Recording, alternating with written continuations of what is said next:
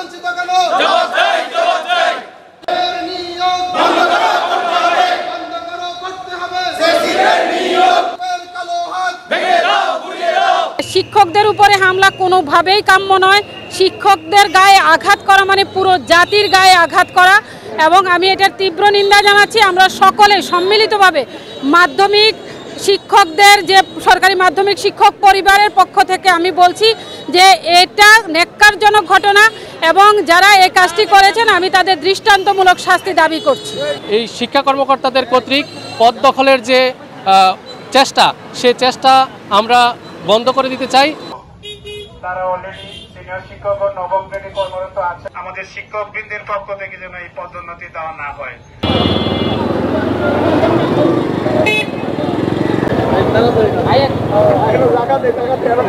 মূলত প্রকল্প থেকে এসে আমাদের ডিইউ এডিইউ এই পদগুলো নেয়ার জন্য চেষ্টা করছে, যেটা নীতি বহির্ভূত। এজন্যই আমাদের পক্ষ থেকে সেখানে আবার অবস্থান ধর্মঘটের ব্যবস্থা করা হয়েছিল। কিন্তু ঘটনাচক্রে আমাদের শিক্ষকরা যেখানে মার খেয়েছে, জাতির শিক্ষায় যাদের অবদান সর্বোচ্চ এবং সবচেয়ে বেশি, তাদের অপমানটা আমরা সইতে পারিনি, যদ্দরুন আমরা আজকে মানববন্ধনের ব্যবস্থা নিয়েছি।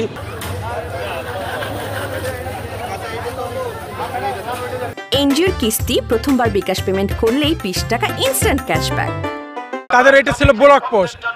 এখন এই জেলা শিক্ষা অফিসার, সহকারী জেলা শিক্ষা অফিসার, এই পোস্টটা সবসময় মানে সরকারি উচ্চ বিদ্যালয় থেকে নেওয়া হইতো, এবং সেখানকার প্রধান শিক্ষক, সরকারি মাধ্যমিক বিদ্যালয়ের প্রধান শিক্ষক এবং জেলা শিক্ষা অফিসার সম র্যাঙ্কের এখান থেকে নেওয়া হতো। এখন তারা এই উপজেলা মাধ্যমিক শিক্ষা অফিসাররা তারা এখন এই পোস্টটি অর্থাৎ জেলা শিক্ষা অফিসার পদটি তারা দখল করতে চায়, এবং এই উপলক্ষে তারা গতকালকে ডিজি অফিসে তারা জড়ো হয়, এবং জড়ো হয় আমাদের যখন শিক্ষকরা সেখানে দাবি জানাতে যায়, তাদের সাথে কেউ তারা এবং মানে গায়ে হাত তোলে।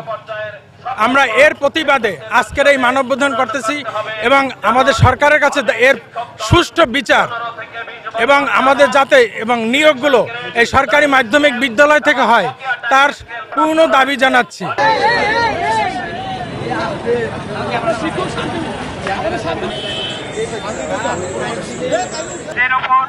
সরকারি মাধ্যমিক শিক্ষকদের উপর মাধ্যমিক শিক্ষা অফিসার জানেন আইন বহির্ভূতভাবে আমাদের ঊর্ধ্বতন এই পদগুলো দখল করতে চায়। মাধ্যমিক শিক্ষা অফিসার, সহকারী মাধ্যমিক শিক্ষা অফিসার পদগুলো দখল করতে চায়।